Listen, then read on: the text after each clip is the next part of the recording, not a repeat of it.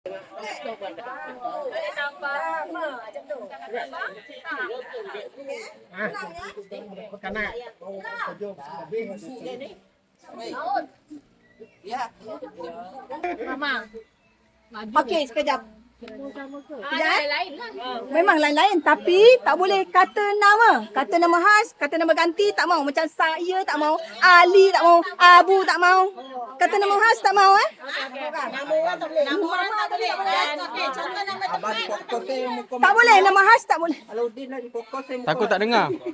Nama khas tak boleh Nama tak boleh. Jangan mengaibkan tau. Nama menteri tu nama khas tak boleh.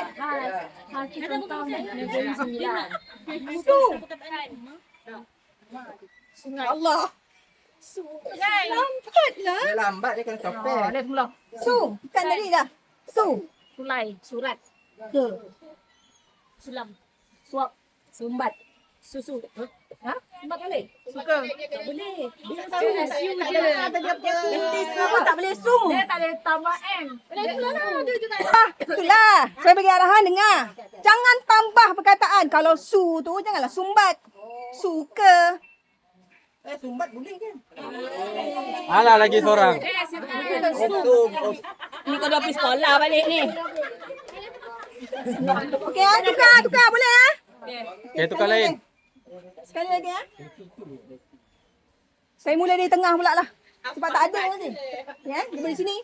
Ya. Ma. Lu. Malu. Mati. Mati. Madu. Main. Mata. Mama. Mata. Mama. Bukan semua. Dia tak dapat duit. Mama tak boleh.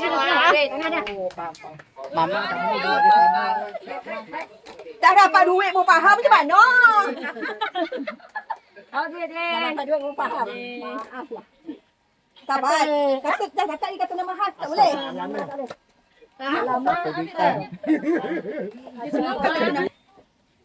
Li. Ya. Ada kalah. Lia.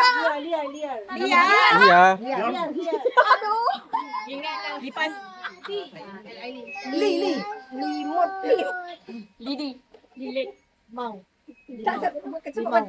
Lipas. Dah ada. Antar. Dah ada. Mau lah. Tak boleh fikir pula. Licin. 1, 2, 3. Tak dapat. Siapa ni? Tak.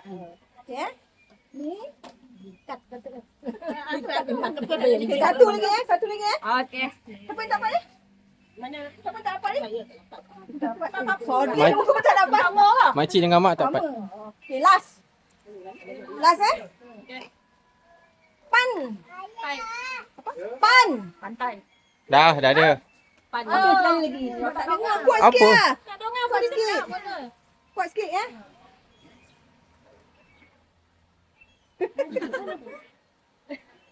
Sekejap, tengok soalan.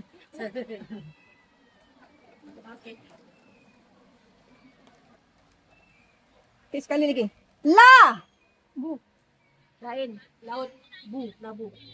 Lagu. Ya. Satu lagi. Cepat. Laki. Laki. Lama. Lagu dah. Alamak. Cepat sekali lagi. Lada. Lalat.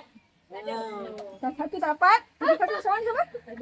Ada. Dah tukar. Tak mau hari. Siapa yang dapat ni? Kakak. Tak. Lelaki tak? Perempuan tak? Kalau dah collect duit je bagi. Dah kahwin dah.